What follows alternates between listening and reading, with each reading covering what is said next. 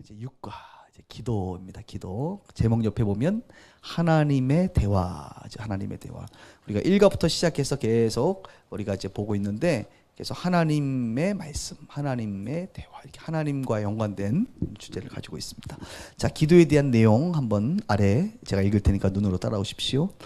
기도를 다른 표현으로 하나님과의 대화라고 합니다. 말 그대로 하나님과 이야기하는 것입니다. 예수님을 믿은 우리들은 하나님의 자녀들입니다. 자녀들은 부모님과 이야기합니다. 필요한 것을 달라고 요청하는 이야기, 아빠 엄마의 옷이 멋있다는 이야기, 내 친구들의 이야기 말입니다. 즉 우리는 기도를 통해 전능하신 하나님 아버지 하나님과 대화하며 교제하게 됩니다. 그렇게 할 때에 우리는 마치 자연스럽게 호흡하는 것 같은 만족을 누립니다. 여러분, 기도라는 것을 일반적으로 사람들이 막 크게 막 소리 지르는 거라고 생각하는데 그게 아니고, 기도는 그냥 대화예요. 대화. 성경은 하나님의 말씀인 것처럼 기도는 대화. 그래서 우리가 살아계신 하나님 살아계시기 때문에 하나님의 말씀을 들을 수가 있지요. 성경을 통해서. 그리고 기도는 대화하는 거예요. 살아계신 하나님이 우리의 이야기를 듣습니다. 듣고 또 그분의 말씀을 성경을 통해서 들을 수도 있지만 기도 중에 느낄 수 있고 들을 수가 있어요. 그래서 우리가 이 대화는 영혼의 호흡이다 그렇습니다. 말씀은 영혼의 양식이다 그래요. 양식을 먹어야 우리가 배부른 것처럼 호흡하지 않으면 죽습니다. 그죠? 호흡하는 거예요. 우리가 영적인 사람이기 때문에 영이신 그분과 대화하는 것을 호흡한다, 이렇게도 표현을 하는 것이죠. 그래서 우리가 전능하신 하나님과 이렇게 대화하며 살아가는 것이야말로 기독교인, 그리스도인들의 너무나도 자연스러운 일이고 당연한 일입니다. 그런데 많은 사람들이 하나님의 말씀은 듣지만 대화할 줄 몰라. 그러니까 말할 수가 없는 거예요. 이것은 마치 아주 어린 나이의 신앙인 거죠. 어린 아이들이 음식을 먹잖아요. 음식을 주면 이유식도 먹고 어머니 젖도 먹고 이제 조금 단단한 음식도 먹는 것. 그런데 말을 못하죠. 처음에 말을 못해. 그런 거 마찬가지. 그래서 아이가 성장하면 성장할수록 음식도 단단한 음식도 먹고 말도 하듯이 그러면서 대화가 가능하잖아요. 관계, 하나님과의 관계, 부모님과의 관계를 갖듯이 우리도 대화를 통해서 하나님과의 관계를 더 깊게 갖는 것입니다. 그래서 대화는 바로 기도하는 것이다. 그래서 한국 사람들의 기도는 특히 이렇게 일방적인 기도, 그러니까 일방적으로 대화하는 거, 내가 하고 싶은 말을 하고 들으려고 하지 않는데, 이제 우리 성숙한 그리스도인들은 대화할 때에 하나님께도 이야기하고 또 하나님의 말씀도 듣고 하는 쌍방간의 대화가 되는 그런 사람들이 되어야 되는 것이죠. 자, 기도와 관련돼서 우리는 이제 6가지 육하 원칙에 대해서 배워보도록 하겠습니다. 자, 첫 번째, 누가 누구에게 기도하는 것입니까? 이제 후에 관련된 것이 육하 원칙의 후, 누가. 우리 성경 말씀 우리 2구절 있는데 같이 한번 읽습니다. 시작. 향년이 성도의 기도와 함께 천사의 손으로부터 하나님 앞으로 올라가는지라. 다른 이로서는 구원을 얻을 수 없나니 천하 인간의 구원을 얻을 만한 다른 이름을 우리에게 주신 일이 없음이라 하였더라. 아멘. 여기 보면 누가 기도합니까? 누가? 여기 보니까 성도의 기도. 그러니까 성도가 기도하는 거예요. 왜 성도가 기도하는 거예요? 성도 아닌 사람도 기도할 수 있습니까? 그럼요. 기도를 할 수는 있지만 하나님께서 그 기도를 들으실지는 내가 잘 모르겠어요. 내가 하나님은 아닌데 기본적으로 기도는 성도들이 하는 겁니다. 왜냐하면 성도라는 존재 자체가 죽은 자가 아니라 살아있는 자, 영이 살아야지 살아있는 사람이 대화하는 거예요. 그러니까 영이 죽어 있으면 대화할 수 없죠. 그렇죠? 그런 것처럼 성도들이 예수 그리스도의 십자가와 보혈의 능력으로 거듭나잖아요. 그래서 거듭난 자가, 태어난 자가 대화하는 거지. 아이가 태어나야 대화하는 것처럼, 그래서 성도들, 예수로 말미암아 새롭게 거듭나고 태어난 자들이 하나님 앞에 대화하는 것입니다.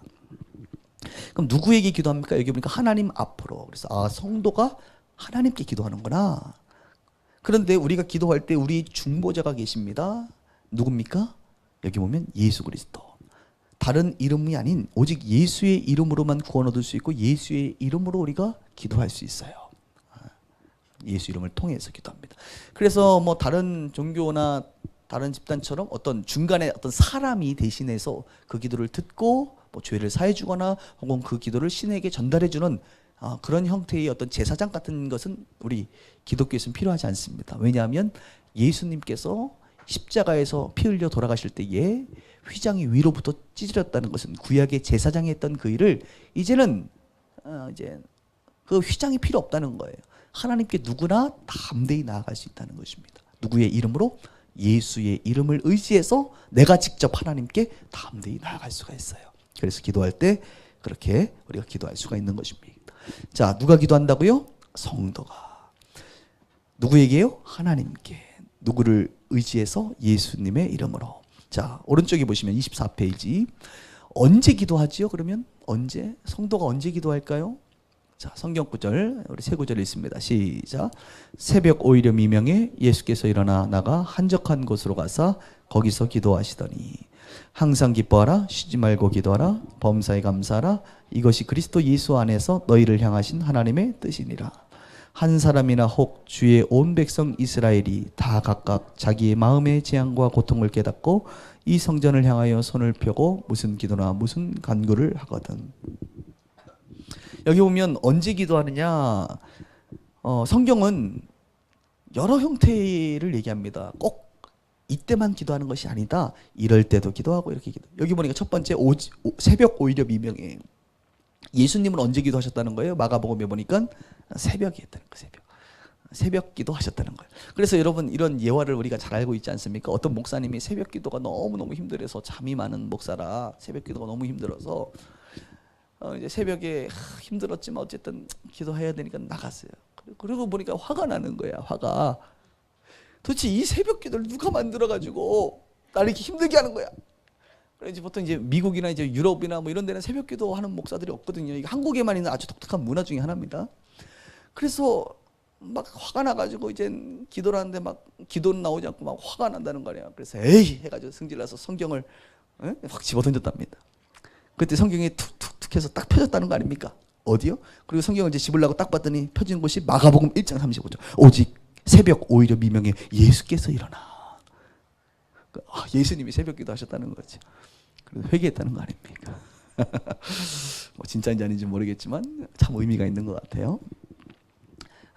예수님은 언제 기도하셨어요? 새벽에 기도하시고 또 밤늦게도 하셨어요. 우리 주님 또 철야기도. 가끔 보면 한국교회 철야기도 합니다. 막 금요일날 밤에 어떤 목사님들이 누가 도대체 철야기로 만들어가지고 이렇게 기도를 하는 거예요. 그랬더니 예수께서 감람산으로 올라가서 밤이 새도록 기도하시니 뭐 이런 말씀도 갑자기 나오죠. 그래서 예수님은 주로 새벽이나 밤에 한적한 곳에 혼자 기도하셨다 이렇게 얘기하십니다.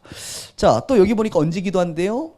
데살로니가 전서에 보니까 항상 기뻐하라, 쉬지 말고 기도하라, 범사에 감사하라. 잘 아는 말씀입니다. 쉬지 않고 기도해라. 언제 기도하라고요?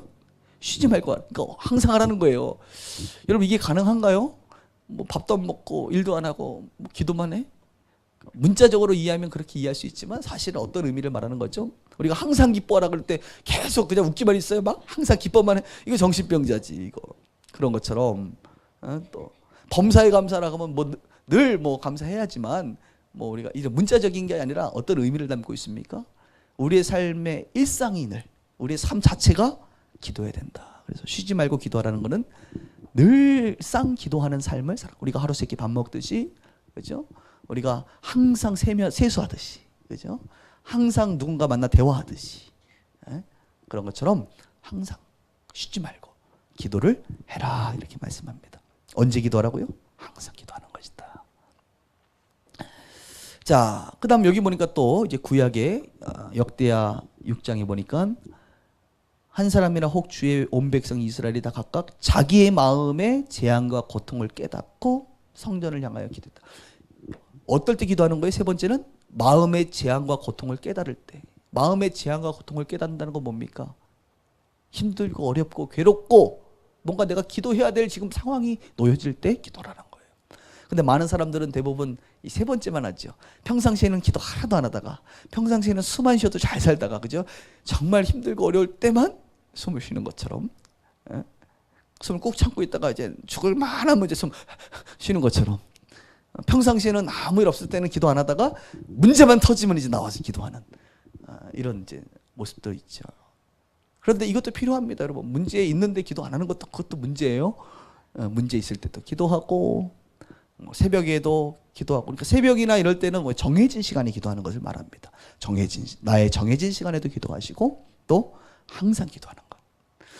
여러분은 언제 기도하세요? 그 다음 언제 기도합니까? 이제 성경에 여러 가지 나와 있는데 여러분들이 이제 말씀을 나눌 때는 좀 물어보셔야 돼요. 이런 거. 여러분 언제 기도하세요? 이렇게 언제 기도하세요?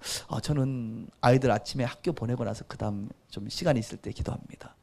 저는 점심 먹고 교회 와서 기도합니다. 이렇게 기도합니다. 각자가 이 기도하는 게 다 달라요. 저희 교회는 어떤 새벽 예배가 따로 없고 새벽부터 시작해서 밤늦게까지 자유롭게 와서 기도하라고 하죠. 비밀번호 누르고 누구나 다 와서 기도할 수 있게 하죠. 그것은 담임 목사가 워낙 아침잠이 많고 그 성경 집어던진 사람이 아마 저였을 수도 있어요, 여러분. 그러기도 하지만 또 이제 또 저녁 모임도 많고 워낙 이제 일들을 많이 하다 보니까 그래서 자유롭게 기도하고 집에서도 하고 교회 와서도 하고 이렇게 좀 이제 거기에 너무 매이지 않는 그런 목회를 하고 있는데, 그래서 우리 교회 식구들은 보면 오전에 오면 또 오전에 기도하시는 분들도 있고 오후에 기도하시는 분들도 있고 참 많은 분들, 새벽에 오신 분들도 있고 그래요. 새벽 타임 여기 이제 새벽 타임 분들 몇 분 계시고 오전 타임, 오후 타임 이렇게 있는 것 같습니다. 그래서 오전 오후에 어떤 세미나가 있으면 어떤 분들은 기도를 못 하는 거죠. 오전이나 오후에 오신 분들은. 그래서 또 들려오는 소문에 어떤 분이 세미나 한 2박 3일, 한 이틀 3일 또 세미나 하면 자기 기도 못 한다 이거예요. 그건 참으셔요, 여러분. 여러분 한 명을 위해서 우리가 교회 본당을 다 비울 수는 없잖아요.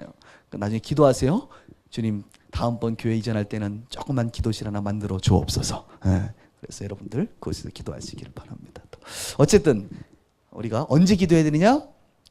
힘들고 어려울 때 기도해야 되고, 정해진 시간에 기도해야 되고, 그다음에 항상 기도해야 된다. 이런 부분들을 알 수가 있습니다. 자, 어디서 기도할까요? 이제는 왜요? 장소에 대한 부분입니다. 후, 누가, 웬, 언제, 왜요, 어디서 기도하는 게 적당할까요, 여러분? 성경 구절, 세 구절 있습니다. 같이 있습니다. 시작. 제9시 기도 시간에 베드로와 요한이 성전에 올라갈세. 너는 기도할 때에 내 골방에 들어가 문을 닫고 은밀한 중에 계신 내 아버지께 기도하라. 은밀한 중에 보시는 내 아버지께서 갚으시리라. 예수는 물러가서 한적한 곳에서 기도하시니라. 성경 구절 세 구절 보니까 베드로와 요한은 어디서 기도했습니까? 초대교회 당시에 성전에 올라가서 기도했습니다. 그러니까 성전에서 기도했죠. 여러분 지금도 마찬가지입니다. 교회는 우리 예수 믿는 사람들의 모임이 교회지만 이건 건물이죠. 건물, 공간입니다. 우리는 이것을 성전, 예배당이라고 표현합니다. 이곳에서 기도하는 거 굉장히 의미가 있어요. 왜냐하면 여러분 어느 교회 가면 기도가 잘 되는 교회가 있고 어느 교회 가면 기도가 잘 안 되는 교회가 있습니다. 주님은 거기 안 계시고 여기만 계시냐 꼭 그런 것으로 설명할 수는 없지만 이게 영적인 것인데요. 기도를 많이 한 사람들하고 함께 있으면 기도가 잘 되고요. 기도가 많이 쌓인 교회가 있어요, 여러분. 저도 처음 목회할 때 기도를 쌓는 작업을 상당히 했습니다. 우리 처음 교회를 얻을 때에 70일 동안 기도가 쌓이고 나서 어떤 영적인 돌파가 일어난 것 같아요. 그래서 사람들이 이제 그때부터 이렇게 이제 전도가 되기 시작했는데, 여러분 기도가 쌓여 이 공간에 이제 어떤 기도를 평상시에 많이 했던 그런 공간에서 기도하면 잘 됩니다. 그래서 성전에서 기도하는 게 가장 유익해요. 그리고 가장 집중이 잘 되고 그렇습니다. 그 다음 보면 골방에 들어가 문을 닫고 기도해라. 이것은 혼자 조용한 은밀한 곳에서 기도하는 것이죠. 어떤 분들은 골방이 뭐 부엌이 될 수도 있고 자기만의, 어떤 분들은 뭐 자기 침실이 될 수도 있고 뭐 다양한 곳이 골방이 될 수도 있어요. 어떤 분들은 자기 서재가 될 수도 있고, 여러분들의 골방이 어딘지 모르겠습니다. 어떤 분들은 저는 교회가 골방이에요. 교회 와서 혼자 기도할 때가 제일 잘 됩니다. 이런 분들도 계시고, 이렇게 다양한 모습으로 우리가 우리의 골방을 만들 수가 있습니다. 그 다음에 예수님께서는 늘 한적한 곳에서 기도했다. 한적한 곳. 저도 이 예수님의 이 한적한 곳에 대해서 참 관심 있는데, 여러분들도 여러분의 한적한 곳이 있으면 좋을 것 같아요. 저는 예전에 뭐 천마산 기도원이라든지 백두산 천지라든지 이런 곳이 저희가 한 번씩 가서 기도하면 세게 응답받고 오는 곳인데, 최근에는 하늘빛 쉼터 같은 데도 저희 한적한 곳이 되겠죠. 그래서 여러분들이 아무에게도 방해받지 않는 한적한 주님과 1대1로 만날 수 있는 곳, 이런 것들도 필요합니다. 그래서 예수 믿는 사람들이 기도하는데 언제 기도하고 어디서 기도하고 딱 하나가 정해져 있는 게 아니라 아주 다양하다는 것을 여러분들이 지금 말씀을 통해서 배울 수가 있습니다. 그래서 신앙생활 할 때 여러분 꼭 어떤 다양한 게 있음에도 불구하고 내가 아는 것이 하나이기 때문에 하나만을 주장하는 어리석음을 범하지 않기를 바라요. 그래서 우리가 함부로 주장하는 것, 판단하는 것이 참 위험한 거예요. 왜냐하면 성경은 참 다양한 것들을 말하고 있기 때문에 다양한 것들을 수용할 필요가 있는 것입니다. 이것도 역시 나눠보십시오. 여러분들은 어디서 기도합니까? 주로 여러분이 기도가 제일 잘 되는 곳은 어디입니까? 이렇게 주변 분들과 나누면 아마 다양한 이야기가 나올 것입니다. 이 강의 들으신 분들 중에 어떤 분들 예전에 제가 2단계 모임 하면서 교육할 때 아마 들어보니까 부엌에서 기도한다고 하더라고요. 설거지하면서. 그죠? 그렇게 얘기했던 분도 계신 것 같아요. 네. 설거지할 때 아무 생각 없이 하기 때문에 그때 기도하면 주님이 많이 역사하시죠. 그래서 농담과 진담을 여러분이 구분하지 못해서 지금 웃음을 어떻게 지어야 될지 모르고 있습니다. 예. 자, 이제 네 번째입니다. 육하 원칙의 네 번째. 그러면 기도할 때 우리는 무엇을 기도해야 됩니까? 가장 중요하죠. 누가 언제 어디서는 뭐 기본적으로 우리가 알고 있지만 무엇을 기도할 때 도대체 무슨 내용을 해야 되는 거죠? 처음에 신앙생활하면 기도할 때 사람들이 1분도 하기 어렵다 그래. 1분도. 왜냐하면 이것을 못 배웠기 때문에 그래. 기도회 뭘 기도해야 되는지 제가 오늘 알려줄게요. 5가지 단계로 기도하시면 됩니다. 자, 여기 보면 그림이 있죠? 그림 선, 기도선 모양입니다. 첫 번째 뭐라고 써 있습니까? 찬양. 찬양 안에는 감사가 포함되어 있어요. 하나님 앞에 찬양하는 거. 하나님께 감사하는 거예요. 주 하나님 지으신 모든 세계 얼마나 아름답습니까? 그러니까 우리가 기도할 때 쉬지 않고 마치 숨을 쉴 때 혼자 계속 숨을 내쉬는 것 같은, 좀 숨 쉴 때 좀 내쉬기도 하고 들이쉬기도 하고 그런 것처럼 기도할 때도 잠깐 쉬어도 누가 뭐라고 안 그래요. 하나님 감사합니다 하고 한 5초 쉬어도 누가 뭐라고 아무도 안 하는데 우리는 하나님 감사합니다. 그다음 계속 뭐가 나와야 될 것 같아. 전문용어로 따다다다다다다 계속 나와야만 기도인 것처럼 생각하니까 할 말이 없는 거예요. 그냥 눈 감고 하나님 감사합니다. 오늘 토요일인데 세상으로 안 가고 주님 말씀 듣는 곳으로 이렇게 인도해 주셔서 감사합니다. 뭐 이런 거. 주님 이번 한 주 참 한국에 비가 많이 왔다고 하더라고요. 비가 많이 왔는데 우리 집 천장이 무너지지 않고, 예? 또 오늘 이렇게 좋은 날씨 주셔서 감사합니다. 뭐 하나님 찬양합니다. 뭐 이렇게 나름대로 하나님을 찬양하고 하나님께 감사하는 기도를 하시라 이거예요. 우리 집 얼마나 좋으시겠어. 예. 여러분들을 이렇게 인정하고 여러분들의 어떤 행한 행적들을 우리가 이렇게 기억할 때 우리가 기분이 좋은데, 하나님도 하나님이 행한 이 창조의 일들과 하나님이 행하신 일에 대한 감사를 표현할 때 얼마나 주님 기분 좋으시겠어요. 예, 그렇죠? 대화하고 관계를 맺는 것은 상대방의 감정과 상대방에 대해서 인정하는 것을 포함하고 있어요, 여러분. 하나님도 여러분의 사랑을 받기를 원합니다. 하나님도 여러분을 사랑하시지만 여러분도 하나님을 사랑하셔야 돼. 그래서 첫 번째 계명이 뭐라는 거? 하나님을 사랑하라 그러잖아요. 하나님 사랑 받으실 분이라는 거예요. 당신은 사랑받기 위해 태어난 사람, 이렇게만 찬양하지 말고 주님은 사랑받기 위해 계시는 분, 이렇게 우리가 주님을 좀 사랑해 주세요. 우리 주님 사랑이 필요하세요. 그래서 하나님을 찬양하고 감사하고 이렇게 사랑의 고백들을 올려드리는 기도를 합니다. 첫 번째는. 그리고 두 번째는 고백, 회개 기도라고 하죠. 회개 기도. 그리고 나서 이제 자기를 돌아보는 거죠. 내 안에 똑바로 살지 못해서 늘 하나님 앞에 죄송한 부분들, 또 거룩하지 못한 부분들, 그죠? 내 육에 속한 모습들을, 내 자신을 보면서 주님의 도우심을 구하고 주의 보혈로 씻고 예수의 십자가를 다시 한번 바라보는 것. 십자가의 보혈로 다시 한번 나를 정결케 하여 주옵소서. 거듭날 때에도 우리가 회개하지만, 그죠? 우리의 원죄나 우리의 모든 회개죄들을 회개해서 거듭나지만, 거듭난 이후에도 여전히 우리는 육체와 육에 속한 것과 영에 속한 것이 서로 싸우면서 늘 우리가 육이 나를 지배할 때가 많습니다. 그래서 예수 믿는 사람도 때로는 당연히 거짓말도 하고 예수 안 믿을 때나 비슷한 모습으로 살아가는 게 여전히 성령의 지배를 받지 않고 육의 지배를 받기 때문에 그렇습니다. 그런 육의 지배를 받는 나의 연약함들을 주님 앞에 고백하는 거예요. 자백하는 거예요. 그리고 그분의 도우심을 구하고 그분의 십자가의 보혈의 능력이 다시 한번 나를 정죄하지 않고 나를 다시 새롭게 하고 있다는 것을 다시 한번 기억하는 회개 기도를 하고, 그리고 회개 기도는 반드시 나의 행위의 변화까지를 목표로 둔 진정한 회개 기도가 필요한 것이죠. 그렇게 하나님을 찬양하고 회개하고 나서 그다음 세 번째로 할 것은 성령 충만을 위해서 기도합니다. 중국 표현으로 성령 충만. 그래서 중국 가면 늘 제가 이제 지난주 중국 이번 주 갔다 왔으니까 늘 알아듣는 용어 중에 충만이라는 단어, 성령,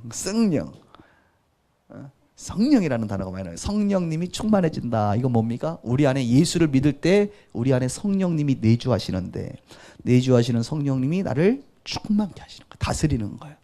내 생각과 내 육이 나를 다스리는 게 아니라 성령님이 다스리도록 기도하는 거예요. 이 기도할 때 성령님이 이 기도를 좋아하십니다. 성령님이 말할 수 없는 탄식으로 우리를 위하여 충만하도록 주님께 기도하세요.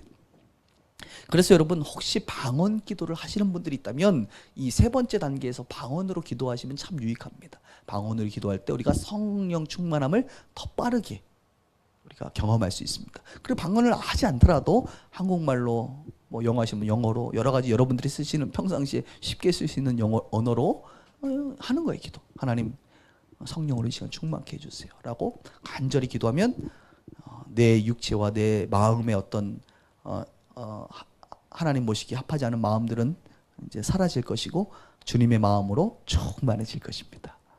자, 이렇게 성령 충만한 상태로 이제 우리가 본격적으로 기도할 것은 무엇입니까? 중보기도라고. 중보기도는 다른 사람을 위한 기도, 나라 민족을 위해, 다른 내가 아닌, 나와 우리 가족이 아닌 다른 것을 위해서 먼저 기도하는 것입니다. 주기도문으로 얘기하면 하나님의 뜻, 하나님의 나라가 이 땅에 임하도록 기도하는 것입니다. 하늘의 뜻이 이 땅에 임하도록 기도하는 거예요. 그래서 어떤 분들은 뭐 정해놓고 하더라고. 교회를 위해서, 목사님을 위해서, 그다음 우리 직장을 위해서, 나라 민족을 위해서 정해놓고도 할 수 있지만, 그냥 성령 충만한 상태로 기도하다 보면 그때 성령님께서 기도하게 하시는 것들이 있어요. 그 중보해야 돼. 다른 사람을 위해서 기도해야 될 것들. 그래서 그런 것들을 위해서 기도를 합니다. 중보를. 그리고 다섯 번째, 마지막에 기도할 게 뭐냐? 간구 기도라 그래가지고 여러분들과 여러분의 가정을 위해서 기도하는 것이죠. 여러분 개인의 기도라고 볼 수 있습니다. 간구하세요. 요즘 여러분 간구해야 될 것이 무엇입니까? 없으시다고 하면 두 가지 중에 하나예요. 아무 생각이 없거나 아니면 아주 신령하셔서 거의 뭐 개인의 문제는 초월해서 사시는 분들이거나. 정말 그래요. 개인의 기도 제목이 뭡니까 했을 때 저는 별로 없는 것 같은데요 하면 이미 너무 하나님이 축복해 주시고 하나님의 뜻 안에서 너무 잘 살아서 고민이 없어. 이 친구는 하나님이 다 돌봐주셔서 감사가 늘 넘쳐가지고 내 기도를 별로 할 게 없어. 그런데 또 한편의 사람들은 아무 생각이 없어. 분명히 내가 보기에도 기도할 게 지금 무지하게 많은데 아무 생각이 없으죠. 혹은 기도해도 안 믿거나 기도를 안 하는 사람들이죠. 그래서 여러분 개인 기도 제목이 있습니까? 라고 했을 때 낼 수 있었으면 좋겠습니다. 낼 수 있다는 건 뭐예요? 내가 기도하고 있다는 것을 증명하는 거예요. 기도하지 않는 사람은 기도 제목 얘기하면 당황해요. 기도 제목이요? 그동안 한 게 없으니까 갑자기 얘기하라고 하면 할 얘기가 없죠.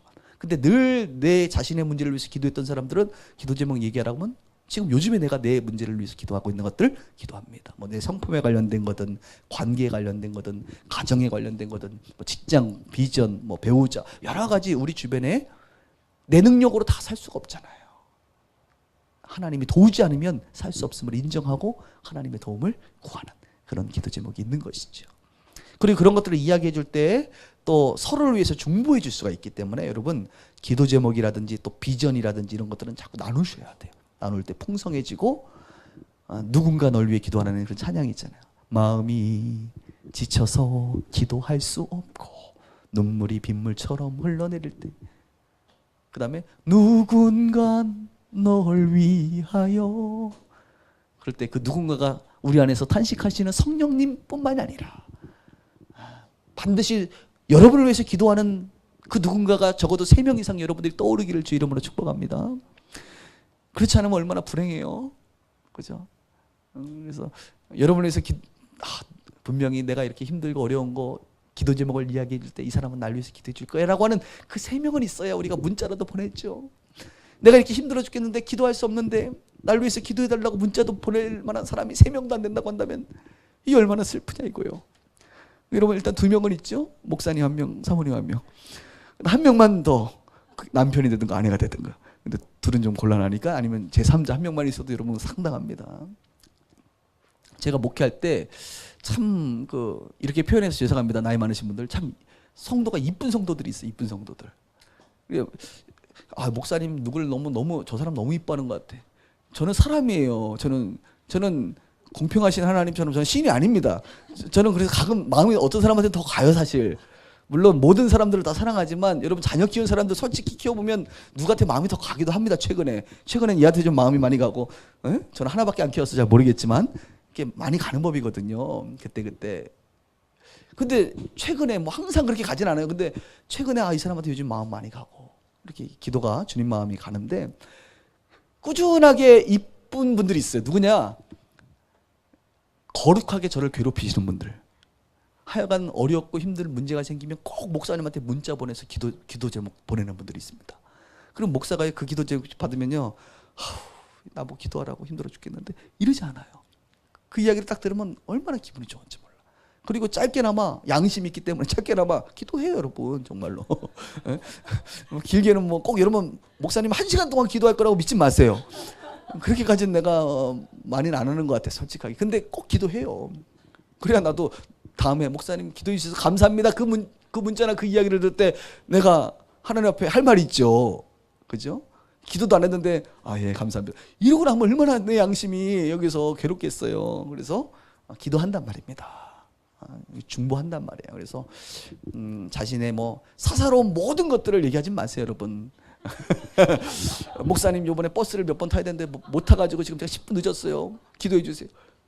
늦어도 괜찮아요.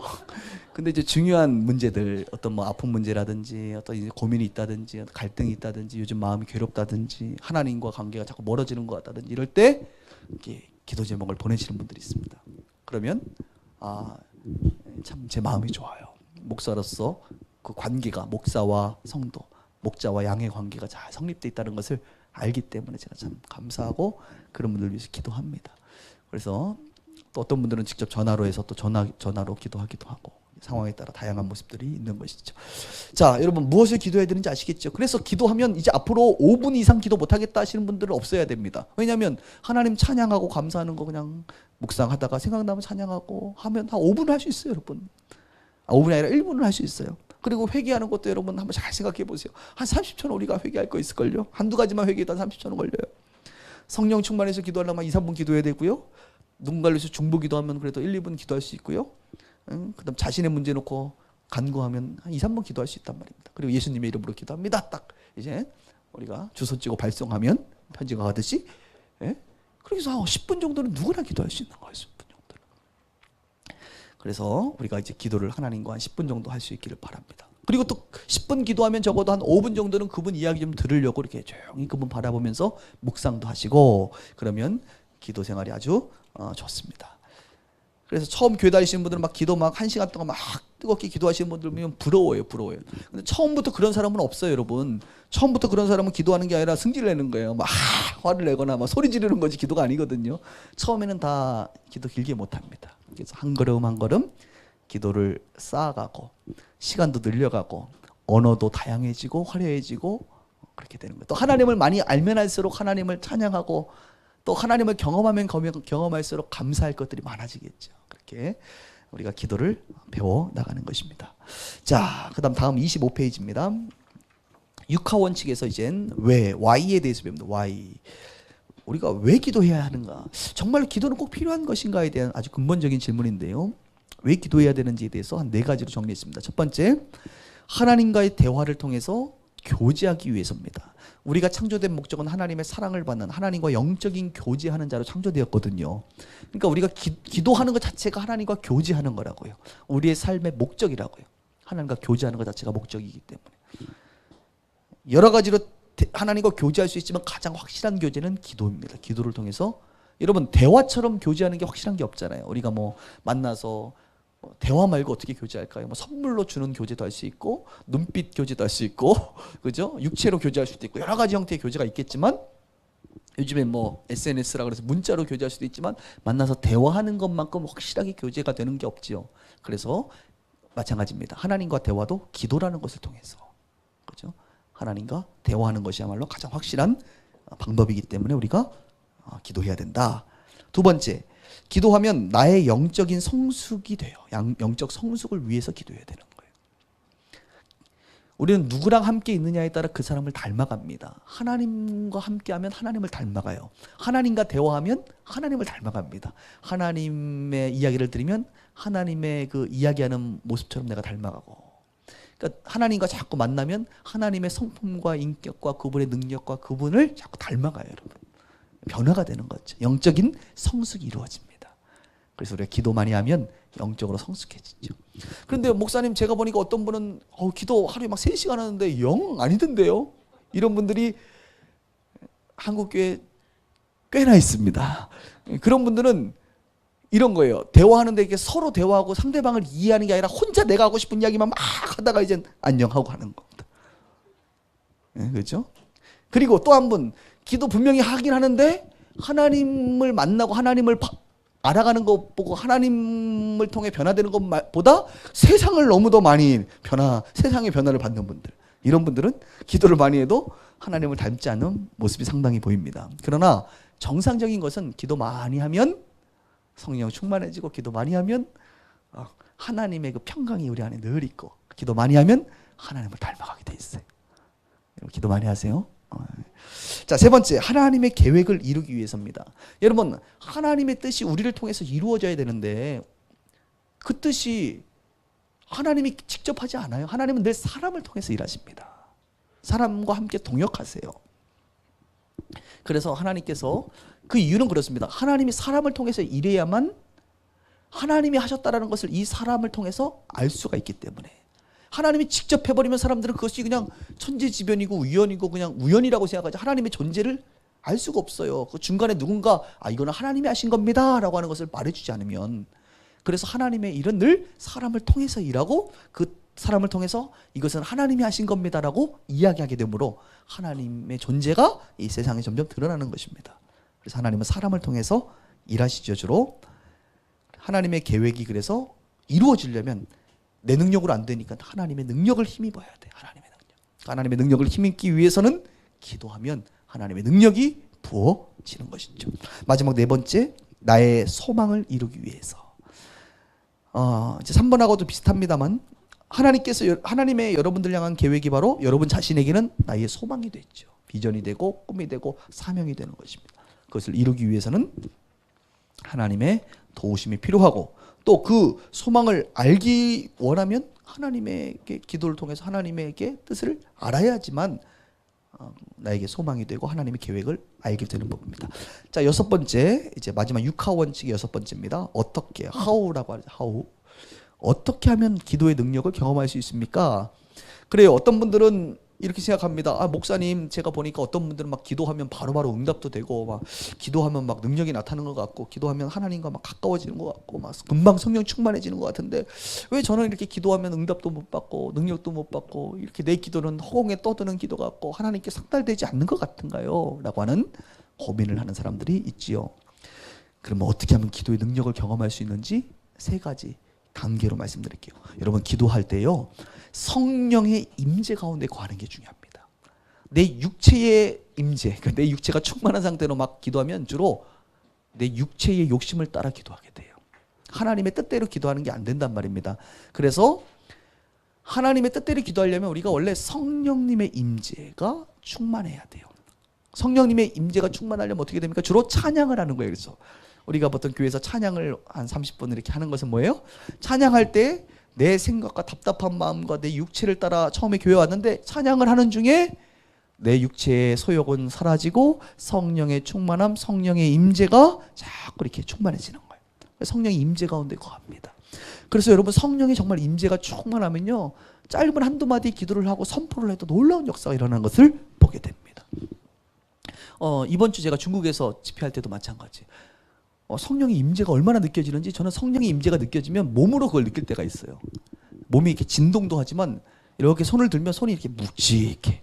마치 이 공간에 기존의 공기와 다른 어떤 좀 무거운 공기가 있는 것처럼 신선하고 거룩하면서 묵직해. 그래서 그날도 보니까 우리 중국의 아이들이 막 찬양을 하는데 내가 뒤에서 뭐 찬양을 뭐 전혀 모르니까 그냥 같이 그냥 허밍을 하는 거죠. 낭낭낭낭낭낭낭낭낭낭낭낭. 이제 유명한 노래더라고. 거기 중에 나나나나나나나나나나 나나나 나나나나나. 그 나는 뒤에서 그냥 찬양할 때 그냥 뒤에서 이렇게 이렇게 손 들고 이렇게 같이 예배하는데 그날따라 마지막 날 집회하는데 막 손이 막 무거운 거야. 그래서 막 손이 막 묵직해. 그래서 오늘 주님의 충만 임재하시는구나라는 것을 저는 개인적으로 느꼈죠. 그리고 이제 기도 사역을 하고 마지막 마무리 기도하면서 아픈데 손 얹고 선포했을 때 놀라운 일이 벌어진 거예요. 그날 제가 어제도 잠깐 간증했지만 오랜 동안 허리가 아팠던 그 형제가 허리가 치유되는 놀라운 일이 잠깐 선포했는데 성령님의 임재가 충만한 가운데서 말씀이 선포되니까 이 말씀이 영과 혼과 골수와 관절을 쫓기고 치유하는 역사가 있었던 것이죠. 그렇게 이제 성령의 임재가 있는 것이 중요하다. 그래서 우리가 아까 교회에서 기도해야 될 이유 중에 하나가 어디서 기도합니까 할 때 성전에서 기도를 할 때 이 성전에 성령님의 임재가 늘 충만한 교회가 있기 때문에 그래요. 그래서 그런 교회는 이렇게 들어만 가도 성령의 임재가 느껴져요. 저희 교회 금요일 날 예전에 어떤 여자 목사님이 금요 기도에 오시는데 나중에 개인적으로 교제하니까 그러더라고요. 주차를 하고 교회 문을 딱 열고 들어가는데 그 주님의 임재가 충만하고 자기가 가슴이 막 너무 벅찼대. 아마 지금 이 영상 아마 그분 분명히 보실 건데요. 가슴이 너무 벅찼대요. 그런 거예요, 여러분. 어느 교회나 간다고 그렇게 벅차지 않습니다. 성령의 임재가 있는 교회가 있어요. 또 공간에도 그렇지만 어떤 그 예배를 인도하는 어떤 영권이라고 하죠. 우리 어른들이 옛날에 영권이나 영성 있는 사역자나 목회자가 예배를 인도하거나 찬양을 인도하거나 막 집회를 말씀을 인도하거나 기도회를 인도할 때 그런 성령의 임재가 더 강력하게 일어날 때가 있습니다. 그래서 성령의 임재 가운데 있는 게 굉장히 중요하다. 그러려면 가장 쉬운 것은 찬양하는 거. 찬양을 주님을 온전히 찬양할 때 성령의 임재가 있습니다. 그리고 성령의 임재가 있는 상황에서 그 다음에 어떻게 기도해야 돼. 기도. 근데 기도를 어떻게 됩니까? 간절하게 하셔야 돼. 간절하게. 한번 따라합시다. 간절히 기도하라. 네. 그냥 성령의 임재가 충만한데 그냥 기도할 때 그냥 한두 마디 기도하려고 하지 말고 간절히 기도하세요. 사모함으로 기도하세요. 주님은 인격적이시기 때문에 여러분들이 간절히 원하면요 더 집중해서 들으십니다. 우리 자녀들이 뭘 좀 사달라고 할 때도 우리 간절히 막 하면 부모가 하면 어떻게? 그래 알았어. 하나님도 마찬가지예요. 우리 아버지예요. 우리 영적인 아버지. 우리 주님 그렇게 깐깐하고 그러지 않습니다. 깐깐해가지고 뭐 얘기해도 절대 안 해줄 거야. 막 간절히 막 우리가 해도 안 된다니까. 막 이럴 뿐이 아니에요. 때로는 주님이 이렇게 져주시는 하나님, 져주신단 말이에요. 우리가 자녀들한테 져주잖아 그냥. 우리 주님 앞에 우리 간절히 기도하면 때로는 주님이 져주시기도 해요. 우리에게 아주 유익하지 않는 것이 아니라고 한다면 주님이 때로는 져주시기도 하고 여러분들의 간절한 기도를 들으시고 싶어 하세요. 왜 그럴까요? 또 하나는 여러분이 간절히 기도할 때 주님이 응답을 주시면 귀한 줄 알아 거기. 그죠? 근데 별로 간절히 기도도 안 했어. 뭐 주시려면 주시고 말라면 말고 이렇게 기도했는데 딱 응답이 왔으면 우리가 귀한 줄 몰라. 하나님이 주신 것에 대한 귀한 걸 모르기 때문에 하나님은 늘 간절히 기도하는 자를 찾고 찾는다. 성경은 말합니다. 간절히 기도하시. 자, 성령의 임재 가운데 거해야 되고 간절히 기도하고 그다음 세 번째 믿음으로 기도해야 돼. 응답받을 것을 믿는 거예요. 근데 우리가 막 성령의 임재 가운데 기도하고 막 간절히 기도했는데 예수님의 이름으로 기도합니다. 딱 해서 이제 나중에 끝나고 야, 너 뭐 기도했어? 나 이거 기도했어. 그래? 에이, 안 돼. 안 돼. 막 간절히 기도했는데 믿음이 없어. 하나님이 주실 줄 안 믿어. 그런 분들 있습니다. 꽤나. 막 기도는 열심히 했는데 아무래도 안 될 것 같아. 여러분의 수준에서는 안 되지만 하나님은 전능하시기 때문에 하나님이 하시면 됩니다. 여러분. 그래서 기도할 때는 기본적으로 우리의 마음이 믿음을 바탕으로 하고 있어야 돼. 믿음을. 치유사역이나 뭐 기도사역도 마찬가지고 말씀을 전할 때도 믿음을 가지고 말씀을 전해야 돼. 우리 어떤 일을 할 때 믿음을 가지고 해야 돼. 여러분 장사를 하더라도 좀 믿음을 가지고 해야 됩니다. 이게 잘 팔릴 것이다. 뭐 이런 믿음을 가지고 해야 설명할 때도 확신 있게 설명해 주는 거지. 기도할 때도 마찬가지. 하나님 앞에 우리가 정말 믿음을 가지고 기도해야죠. 하나님 그렇게 할 수 있는 분이기 때문에 하나님 이렇게 해줄 줄 믿습니다. 하나님 이 민족을 회복시킬 줄 믿습니다. 하나님 우리 아픈 병을 치유할 줄 믿습니다. 이렇게 하나님 앞에 좀 간절함과 함께 믿음을 가지고 기도할 때 역사가 일어납니다. 성경은 그래서 믿음의 기도는 역사하는 힘이 크다 이렇게 말해요. 믿음의 기도는 역사하는 힘이 크다. 자, 여러분 예수님도 한 번은 병든 자들 위해서 기도할 때마다 뭐 얘기합니까? 네가 믿느냐. 늘 믿음을 확인하셨어요. 네가 정말 믿느냐. 왜냐하면 예수님은 그냥 임재가 충만하신 분이니까 일단 조건이 첫 번째. 그 다음에 예수님은 뭐 간절히 기도하시고 본인 자체가 하나님의 아들이기 때문에 간절히 기도하고 선포하면 역사는 일어나죠. 문제는 뭐예요? 예수님은 믿음이 있는데 그 기도를 받는 그 응답을 받게 되는 그 주체가 믿음이 없어서는 안 되기 때문에 늘 내가 믿느냐. 기도를 받을 때는 우리 가운데 필요한 게 믿음이고 내가 기도해서 내가 응답받을 때는 임재와 간절함과 믿음이 다 필요하다 이거예요. 여러분 믿음의 기도를 하시길 바랍니다. 자, 이렇게 기도하면 기도의 능력을 더 많이 경험할 수가 있습니다. 여기 계신 모든 분들은 기도의 능력 경험하시기를 바랍니다. 예. 생각보다 앞부분에 좀 시간이 좀 길어졌는데요. 제가 오늘 컨디션이 좋아서 이렇게 더 충분히 설명을 한 것 같은데.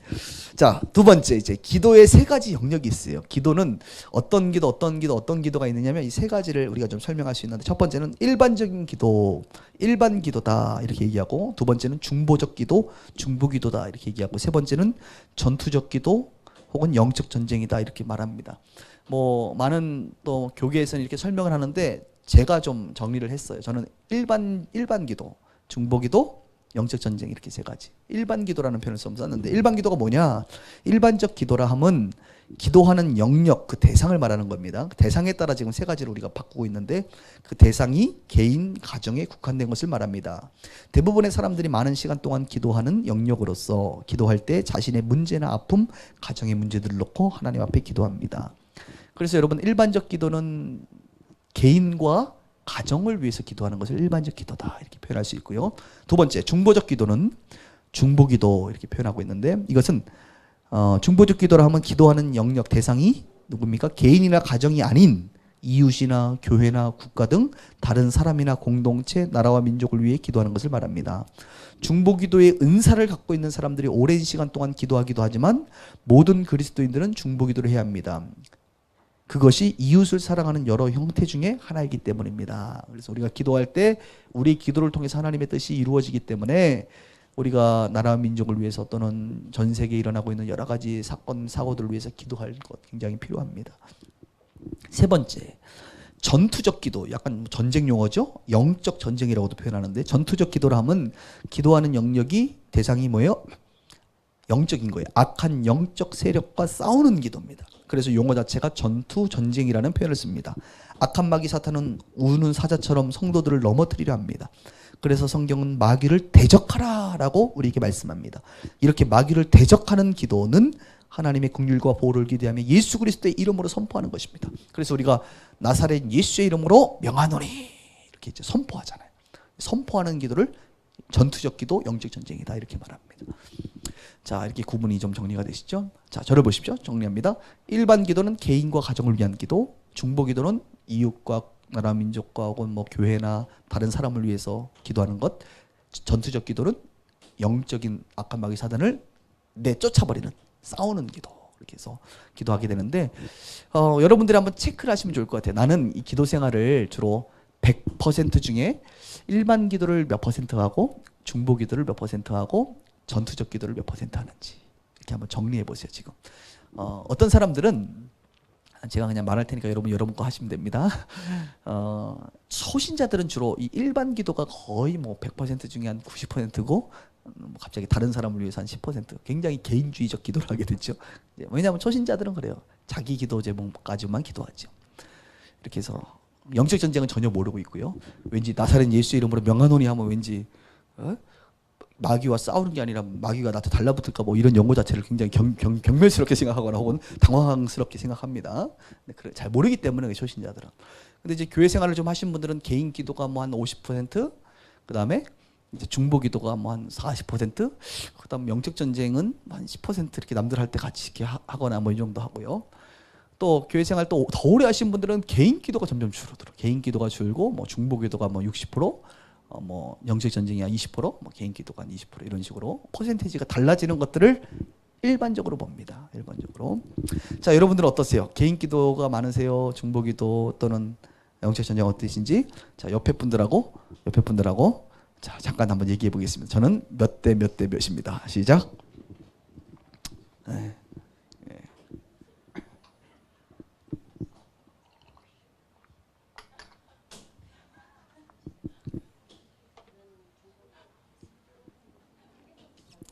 예, 됐습니다. 자, 오른쪽 26페이지 이제 마지막에 이제 가장 중요한 부분 중에 하나인데요. 기도를 통한 하나님의 인도하심, 다른 말로 하나님의 음성 듣기라고 말합니다. 우리가 지난 시간에 말씀, 성경을 통해서 우리가 하나님의 말씀을 읽고 듣고 암송하고 묵상하고 연구하고 이런 과정을 통해서 하나님의 말씀을 들을 수 있다 그랬어요. 그 중에 듣는다는 것이 무엇이냐면 하나님의 뜻, 하나님의 음성, 하나님의 마음을 아는 거예요. 하나님은 주로 성경을 통해서 우리 가운데 말씀하시지만 종종 기도할 때에도 주님은 우리 가운데 말씀하십니다. 그래서 사도행전에 하나님의 사람들은 기도 중에 환상을 보기도 하고 기도 중에 하나님의 감동과 음성을 듣고 성령의 인도함을 받아요. 그래서 우리가 기도할 때 하나님의 음성 혹은 하나님의 마음을 이제 알게 되죠. 근데 이 부분들이 좀 잘 되시는 분들이 기도 생활 잘한다 그럽니다. 그러면 목사님, 하나님의 음성을 나도 듣고 싶은데 어떻게 듣는 거예요? 여러분, 하나님의 음성은 귀로 듣는 게 아니에요. 귀에 들리는 음성이 아닙니다. 귀에 자꾸 들리는 건 여러분 그 정신과 가야 돼요. 환청이면 환청. 귀로 뭐 자꾸 들린다 그런 사람들은 그 하나님의 음성이 아니요. 다 환청이에요. 하나님의 음성은 귀로 들리지 않아요. 왜요? 하나님은 영이시잖아요. 영은 육체가 아니란 말이에요. 육체의 소리도 들리는 게 아니란 말이에요. 영은 영으로 들을 수 있는 거예요. 우리 안에 성령님이 계시기 때문에 그 성령의 도움을 따라 성령님의 역사를 따라 들을 수 있는 거예요. 그래서 우리 하나님의 음성, 예수님의 음성, 성령의 음성을 듣는다라고도 표현합니다. 그래서 우리가 하나님의 음성을 마음으로, 영으로 듣는데 이 레벨이 있어, 레벨. 오늘 그 얘기를 마지막으로 할 텐데, 저는 이제 많은 사람들에게 여러분 하나님의 음성 듣고 싶어요? 그러면 많은 사람들이 하나님의 음성 듣고 싶어요 그래. 그러면 제가 뭐라고 얘기하냐면 이런 질문을 반드시 한다 그랬죠? 하나님이 말씀하시면 순종하실래요? 이 질문부터예요. 많은 청년 집회 가면 청년들이 그래요. 아, 목사님 저도 하나님의 음성 듣고 싶은데요. 그럼 내가 눈을 딱 쳐다보고 들으면 순종할래? 아, 목사님 예언해 주세요. 예언 기도해 주세요. 예언 기도라고 하는 것이 이제 하나님의 음성을 대언해서 덕을 세워주고 그 사람을 세우고 위로하고 권면하는 게 예언인데, 미래를 맞추는 게 아니라 그게 예언인데, 예언 기도를 하면 이제 주님의 음성을 이제 듣잖아요. 그럼 내가 항상 말하는 게, 너 들으면 순종할래? 순종도 안 할 거면 듣지 마. 괴롭다. 괜히 순종도 안 할 건데 듣고 나면 찝찝하다. 응? 괴로워 내가. 안 듣는 게 속 편하게 네 맘대로 살기 편한 거야. 뭐 이러면서 제가 웃으면서 얘기합니다. 그래도 우리는 하나님의 자녀로서 하나님의 음성을 따라 마치 양은 목자의 음성을 듣는 것처럼 그렇게 음성 듣기를 원하는 것이죠. 근데 이제 단계가 한 5가지 단계로 저는 구분합니다. 첫 번째는 여러분 이미 하나님의 음성 다 듣고 있어요. 잘 보세요. 기도가 되어지는 방향입니다. 기도가. 내가 누군가를 위해서 기도하는데 처음에는 의도하지 않았지만 막 기도하면 기도할수록 막 이런 쪽으로 막 기도가 이렇게 인도가 되어져. 그러니까 성령 충만한 상태로 기도하면 성령이 우리의 기도를 돕거든요. 성령께서 기도를 이끌어 가시는 거예요. 그게 뭐 방언이 됐든 한국말이 됐든 상관없습니다. 기도가 이끌어져. 아, 기도가 이렇게 되는 것 보니까 주님의 마음이 지금 이런 마음이시구나. 이걸 알 수가 있는 거예요. 또 여러분 교회를 위해서 기도할 때 교회를 위해서 기도할 때 막 이런 마음으로 막 기도가 막 이런 쪽으로 기도가 되어진다라고 하는 것은 아, 주님이 지금 교회를 향한 이런 마음을 갖고 계시는구나라고 우리가 어렴풋 알 수가 있죠. 여러분 그런 경험 있죠? 예, 하나님의 음성 듣고 계십니다. 또 하나님의 음성 듣고 계십니까? 라고 질문하면 많은 사람들이 못 듣는다 그래요. 이번 집회 때도 가보니까 하나님의 음성 듣는 사람 손 들어봐 그랬더니 한 10명만 듣고 나머지는 하나도 안 들어. 90% 이상이. 그래서 제가 설명했어요. 여러분 하나님 음성 들어요. 그래서 제가 몇 가지 예를 들었는데, 설교 중에 여러분 설교 오늘 들었는데 그 설교가 나에게 말씀하시는 거라고 깨달은 적 있죠? 아, 오늘 이 말씀 나에게 한 거야. 주님께서. 그게 들은 거지 뭐예요. 우리는 성경을 들을 때, 읽을 때, 연구할 때, 암송할 때, 묵상할 때 하나님의 음성 듣는다니까요.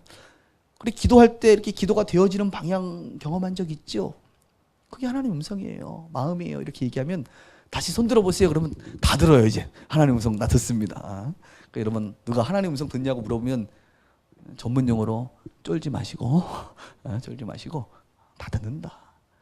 근데 이제 얼만큼 우리가 깊게 정확히 또 늘 듣는지는 좀 모르는 것이죠. 자, 이렇게 기도가 되어지는 방향에 따라서 그 내용에 따라서 우리가 하나님의 뜻을 조금 알 수가 있고요. 두 번째, 그거보다 좀 더 깊이 기도 생활하시는 분들은 기도 중에 느껴지는 감정이 있습니다. 이것은 이제 하나님의 마음으로 우리가 볼 수 있는데, 누군가를 위해서 기도하는데 막 어떤 형제님을 위해서 기도하는데 막 기도하면 할수록 마음이 슬퍼. 내가 이 친구한테 슬플 이유가 전혀 없는데 기도하면 슬퍼. 막 중보 기도해주면 그 뭐예요? 하나님의 마음이 지금 이 친구를 향한 이런 슬픈 마음을 갖고 있다는 거예요. 주님의 마음일 수 있다는 것입니다. 100% 주님의 마음은 아닐지 몰라도 또 주님의 마음이 전혀 아닌 것은 아니기 때문에 우리가 항상 그런 여지를 두실 필요가 있는 거예요. 그리고 나중에 시간이 지나면 여러분 기도 많이 하다 보면 이것을 분별할 수가 있어요. 아, 이게 지금 주님의 마음이구나, 아니면 이것은 내 생각이구나를 분별할 수 있습니다. 이렇게 또는 교회를 위해서 기도하는데 막 기쁘거나 막 충만함을 느끼거나 혹은 막 하나님의 그 감정이 느껴지는 감정. 제가 여러분을 위해서 기도할 때 안타깝거나 슬픈 일이 없기를 바랍니다. 여러분을 위해서 기도할 때마다 막 기쁘고 감사가 나오고 그랬으면 좋겠어요. 아멘. 지금 갑자기 얼굴 표정들이 약간 자신 없는 분들이 있는데 그런 마음이었으면 좋겠어요. 세 번째입니다. 어떤 기도가 되어지는 방향 혹은 느낌, 감정보다 더 좀 기도가 깊어지면 무엇을 느끼냐면 이미지를 봐요. 어떤 그림을 자꾸 봐. 그림. 어떤 분들은 환상이라고도 이야기하는데 환상인지 아닌지 모르겠지만 어떤 그림, 이미지를 보게 되는 거예요. 그래서 무엇을 위해서 기도하면 갑자기 뭐 이렇게 강이 나오고 말이죠. 요번에도 이제 특별히 이번 지금 영상은 제가 이번 주간에 중국을 갔다 왔기 때문에 자꾸 중국 이야기를 하는 겁니다. 어떤 분이 그 얘기를 하더라고요. 이번에 기도를 목사님 받고 막 기도를 자기가 방언을 받았다는 거예요. 방언 받고 기도를 하는데 그림이 보여요. 이게 뭡니까? 그래서 이 친구가 설명을 이제 통역을 써서 해주는데 보니까 갑자기 꽃 하나가 자기 앞에 보였다는 거예요. 그래서 그 꽃이 뭐 꽃잎은 그 이제 적색이고 뭐 안에는 노란색이고 막 보라색이고 막 그래서 너무 이뻤대. 그리고 나서 기도하는데 갑자기 또 하나가 보이는데 이 꽃이 막 사방에 울타리가 있고 울타리 사방에 막 꽃이 폈다는 거예요. 그래서 또 기도를 하는데 세 번째 그림이 뭐냐? 갑자기 빌딩 같은 게 이렇게 두 개가 쑥 올라간다는 거예요.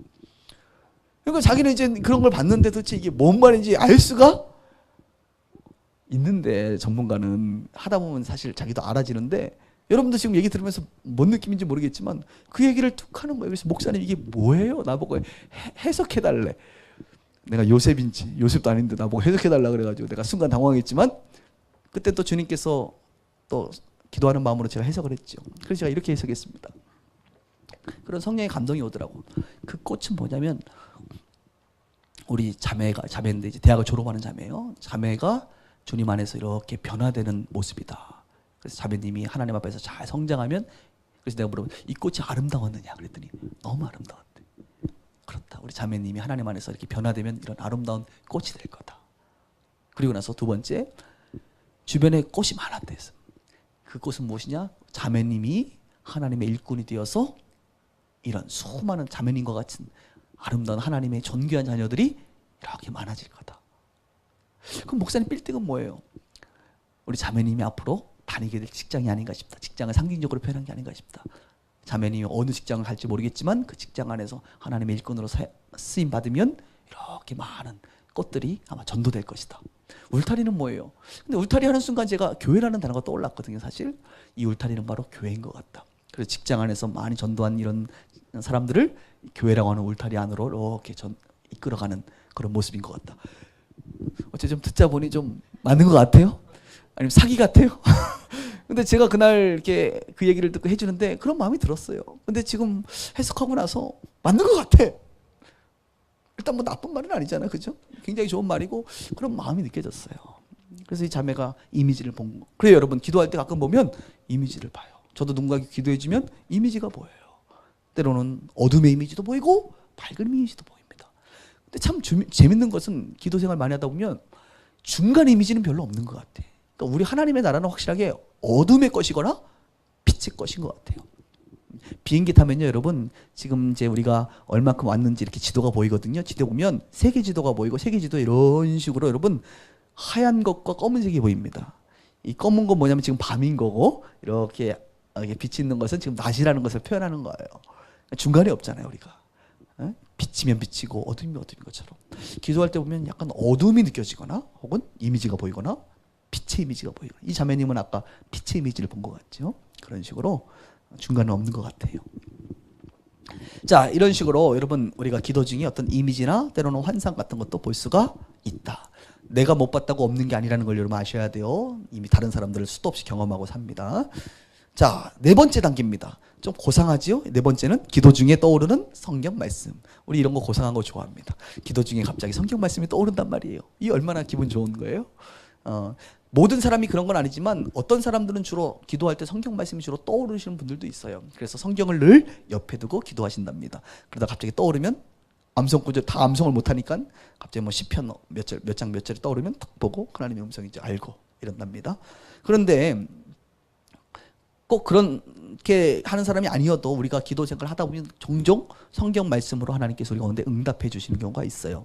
우리 빛과 소금의 교회가 개척될 때도 우리가 아는 것처럼 백두산에서 디모데전서 4장 15절 말씀을 성령님께서 주셔서 그 말씀을 붙잡고 교회가 개척된 것처럼 주님은 종종 중요한 순간에 한국 사람들은 특히 이 말씀에 대한 권위를 굉장히 높게 보잖아요, 우리가. 그래서 이 말씀으로 우리가 응답을 받아야만 마치 응답인 것처럼 상당히 권위를 많이 두고 있습니다. 사실 좋은 습관이에요, 사실. 왜냐하면 말씀이 우리를 이끌지 않으면 말씀이 내 발의 등이고 내 길의 빛인데 말씀이 없으면 우리가 종종 힘들 때 확신해서 멀어질 수 있기 때문에 말씀으로 딱 붙잡는 것이 중요합니다. 저 자신도 어떤 중요한 것을 결정하거나 중요한 어떤 하나님의 인도를 받을 때는 반드시 말씀으로 확인 작업을 꼭 해요. 그래야 내 마음 편하거든요. 그래서 우리가 말씀으로 기도 중에 받는 것은 굉장히 중요하다. 그래서 어떤 분들이 그랬다는 거 아닙니까? 이게 너무 고상해 보이니까 나도 말씀으로 기도 응답을 받아야지. 그래가지고 성경을 놓고 옆에서 이제 기도하는 거 아닙니까? 하나님, 내가 이런 문제가 있는데 주님 말씀하여 주옵소서. 자, 오늘은 주님, 내가 말씀으로 응답을 받기를 원합니다. 말씀하여 주옵소서. 말씀하여 주옵소서. 아니, 그냥 기도하다가 말씀을 받아야 되는데 아주 말씀을 받기로 내가 딱 설정을 했어. 그리고 창세기부터 주님 요한계시록까지 66권 지금부터 시작합니다. 넘어갑니다. 창세기부터 자 머릿속으로 넘기는 거야. 창세기부터 간다 출애굽기 레위기 민수기 자 넘어간다 간다. 오케이 여호수아 오늘 여호수아예요.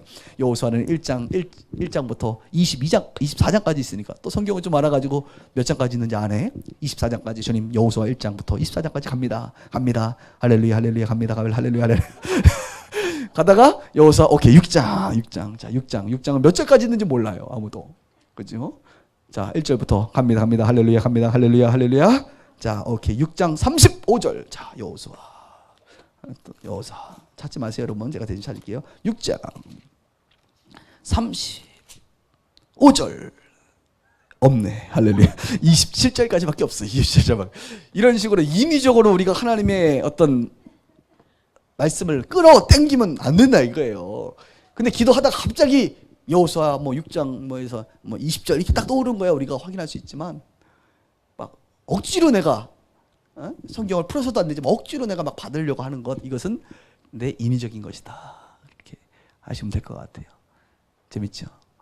이거 수도 없이 우리가 이 얘기 했는데 할 때마다 재밌는 것 같아. 간다. 가긴 뭐가 가. 자, 어쨌든 기도 중에 갑자기 떠오르는 성경 말씀. 그래서 여러분 성경 암송 구절이 많으면 참 좋다 그랬죠? 떠오르는 말씀도 많습니다. 근데 암송 구절이 없으면 우리 주님께서 때로는 아까 말한 창세기 뭐 27장 12절 이런 식으로 말씀을 줄 때가 있어요. 그럴 때는 한번 펴서 확인해 볼 필요가 있습니다. 자, 마지막 이제 5번째 단계인데요.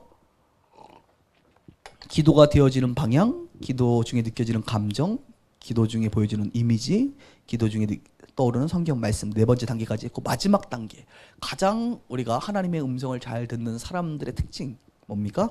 기도 중에 들려지는 내적인 성령의 내적 음성. 그러니까 기도 중에 들려진다 혹은 기도 중에 느껴진다 이렇게 표현해도 될 것 같아요. 저는 구약에 보면 사무엘이 잠을 자려고 했는데 사무엘아 하나님께서 이렇게 부르잖아 사무엘을. 그때 사무엘이 제사장에서 저 불렀어요? 이렇게 얘기하지 않습니까? 근데 안 불렀다 그랬죠. 2번, 3번, 4번까지 했나요? 이게 뭐예요?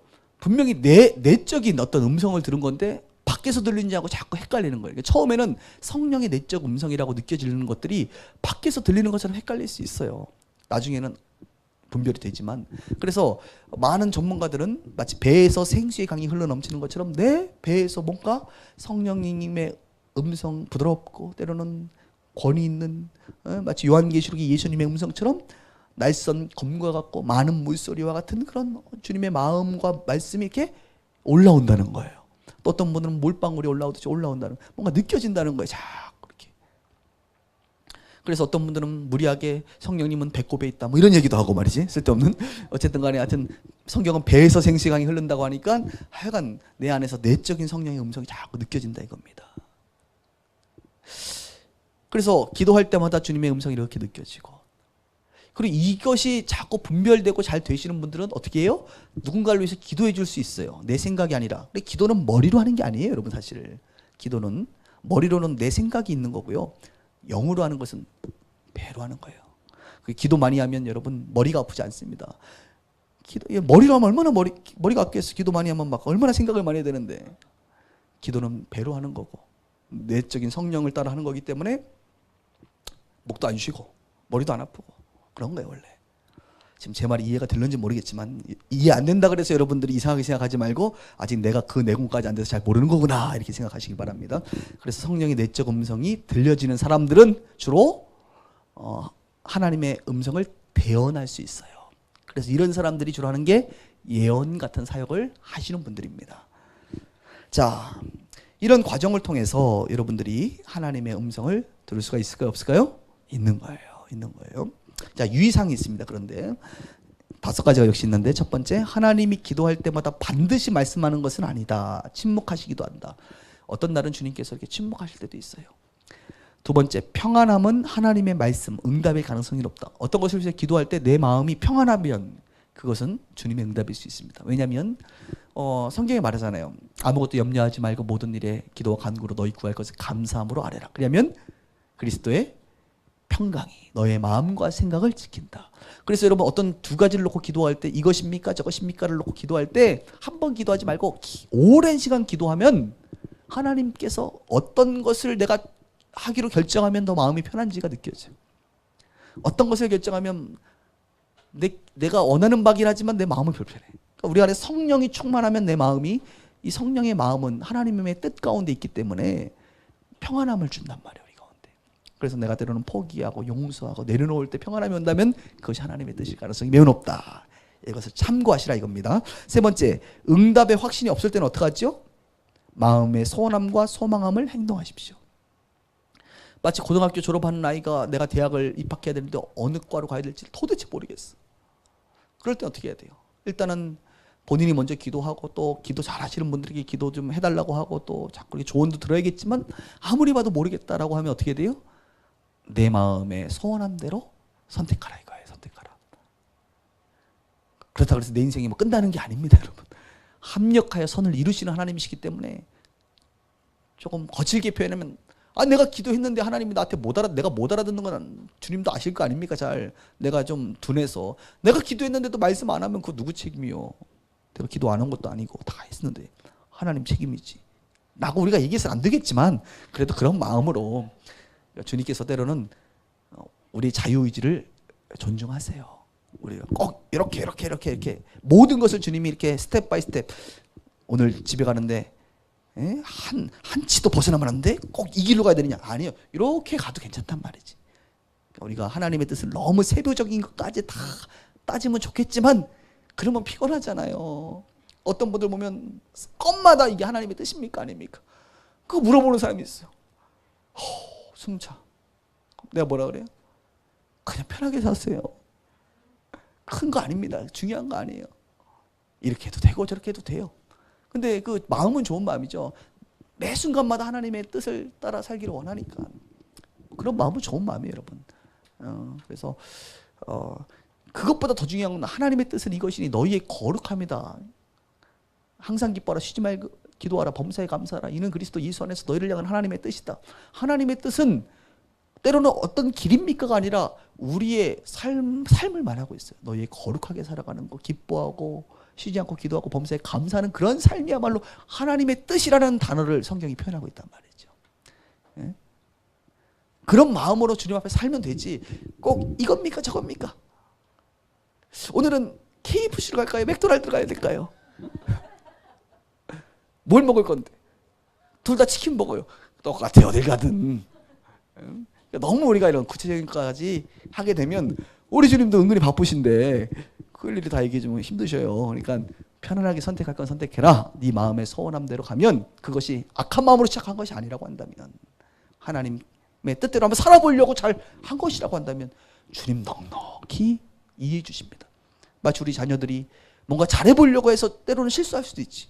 그래도 부모들은 그 마음을 알잖아요. 마음의 중심을 알기 때문에 넉넉히 이해해 주는 것처럼 우리 주님도 그러신다는 것을 여러분 아시면서, 그러나 매사에 성령의 인도를 받으려고 하는 우리의 태도는 매우 중요하다. 자, 네 번째, 평상시에 경건함과 겸손한 마음은 하나님의 음성을 듣기 위해 필수적이다. 이게 무슨 말이죠? 그냥 죄 가운데 그냥 엄청 살고 교만이 충만한 상태로 있다가 갑자기 하나님 음성 듣겠다고 막 기도한다고 들려져요? 늘 성령의 다스림을 받는 경건함을 늘 경건한 가운데 있는 사람이 이런 것들을 잘 들을 수 있는 거예요. 갑자기 막 살다가 한번 들어보겠다 하면 이상한 거 들릴 수도 있어요, 여러분. 그러니까 늘 경건하게 살려고 하는 습관을 가져야 된다, 이것입니다. 그래서 여러분들이 가능하면 사역을 하면 좋아요. 기도 사역 같은 거 하게 되면, 말씀 사역하게 되면 말씀을 늘 대할 수밖에 없고, 기도 사역하면 늘 내 이 영적인 상태를 늘 충만한 상태로 유지하지 않으면 갑자기 사역을 할 수가 없어요, 여러분. 그렇잖아요.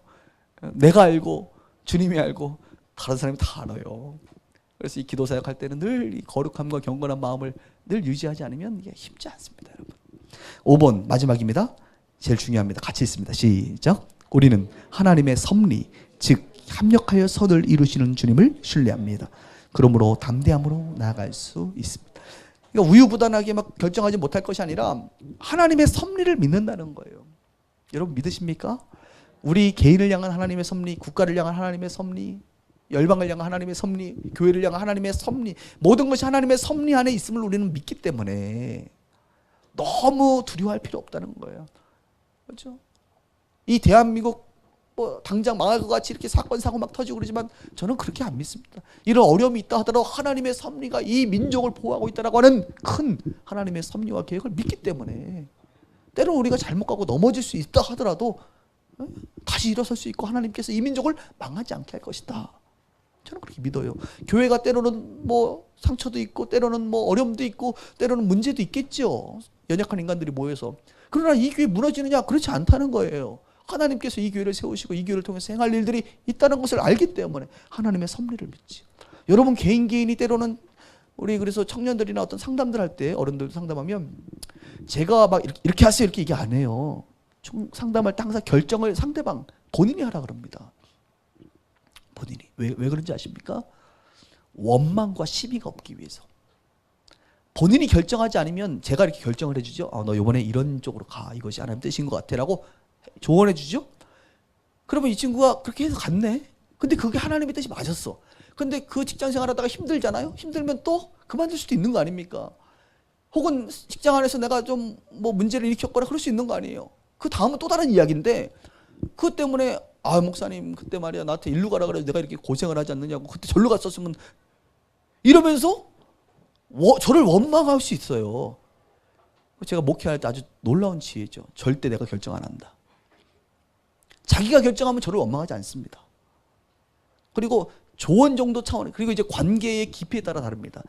저에 대한 영적 권위를 어느 정도 깊게 생각하느냐에 따라 제가 때로는 정해주기도 하죠. 이렇게 하십시오라고. 그런데 그 관계가 깊지 않으면 안 해요, 저는 절대. 나중에 누구를 원망하려고. 100번 중에 99번 맞아도 한 번 잘못하면 그 한 번 때문에 상처받고 나보고 사기꾼이라고 그러고 그러지 않겠어요? 우리는 항상 잘못된 것을 더 크게 본단 말이 잘된 것보다는. 그래서 원망과 시비가 없기 위해서 항상 돌아가는 일이 있더라도 당신이 결정하세요. 그래. 근데 관계가 조금만 깊어지면 제가 옆에 쳐주죠. 그거 아닌 것 같은데 다시 기도해보라고.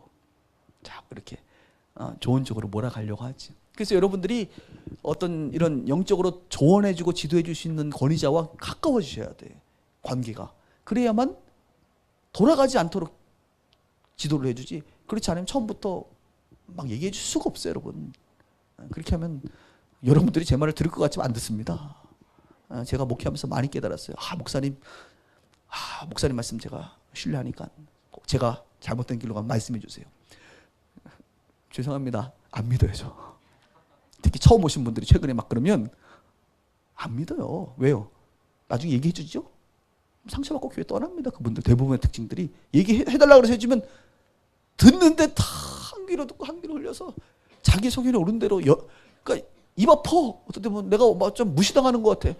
분명히 얘기해달라고 해서 나는 고민하고 기도하고 얘기해줬는데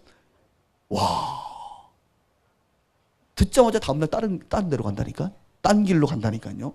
그러면 내 자존심이요 때로는 얘기하지 말아야지. 괜히 얘기했네. 라는 생각이 들 때도 있어요. 여기 계신 분들은 그런 분들이 한 분도 없기 때문에 할렐루야. 이렇게 얘기해 드리도록 할게요. 그래서 관계에 따라 내용의 깊이나 강도를 조절하지. 이게 지혜롭게 하는 건데, 우리는 하나님의 섭리를 믿어요. 그래서 때로는 돌아가도 좀 늦으면 좀 어때요? 그죠? 돌아가도 그 하나님이 나를 향한 계획과 섭리가 있다는 것을 믿고 여러분 담대하게 나가세요. 특히 결혼 같은 거 할 때 보면 어떡하지? 뭘 어떡해. 고생 좀 하겠지 뭐. 응? 하나님의 뜻이 아닌 대로 가면 고생하겠죠? 응? 고생할 마음 있으면 가시고, 고생할 마음 없고 좀 내가 다시 한번 잘 만나보고 기도해봐야겠다 하면 또 고민해보시고. 그래서 여기 우리 모든 분들이 다 경험하고 있는 거 아닙니까? 할렐루야. 이렇게 얘기해 서로가 편한 거예요. 그래서 우리가 이제 그런 부분들, 그러니까 섬세하게 주님의 인도를 받으려고 하지만 잘 모르고 힘들고 그럴 때는 주저하지 말고, 우유부단하지 말고 결정하고 밀어붙여라. 그러면 합력하여 하나님께서 선을 이루신다. 저도 그런 경험이 참 많아요. 잘못된 선택을 했지만 하나님은 그 와중에서 합력하여 선을 이루시는 것들을 많이 경험했습니다. 그래서 담대하십시오. 우유부단해서 막 그냥 어떻게 해야 될지 모르고 시간 보내지 마시고, 잘못된 길을 가더라도 가면 여러분 때로는 그걸 통해서 좋은 실패를 통한 경험이라는 걸 얻을 수가 있기 때문에 때로는 괜찮아요. 그래서 너무 주저해서 아무것도 안 하는 것보다는 성령을 의지하고 주님을 믿고 한번 달려보시길 바랍니다. 이렇게 해서 우리가 오늘 육과 기도에 관련돼서 배웠습니다. 다시 한번 정리하죠. 기도의 육하 원칙. 누가 기도합니까? 언제 기도합니까? 어디서 기도합니까? 무엇을 기도하죠? 왜 기도하죠? 어떻게 기도하죠? 이것을 배웠고, 기도의 세 가지 영역, 일반 기도, 중보 기도, 전투적 기도를 배웠습니다. 그 다음 기도를 통해서 하나님의 음성을 어떻게 듣습니까? 1단계는 기도가 되어지는 방향, 2단계는 기도 중에 느껴지는 감정, 3단계는 기도 중에 보여지는 이미지, 환상, 4단계는 기도 중에 떠오르는 성경 말씀, 기도 중에 들려지는 성령의 내적 음성을 통해서 우리가 하나님과의 깊은 대화와 하나님의 뜻을 이해할 수 있다, 이렇게 말합니다. 이렇게 해서 6과를 마치도록 하겠습니다. 수고하셨습니다.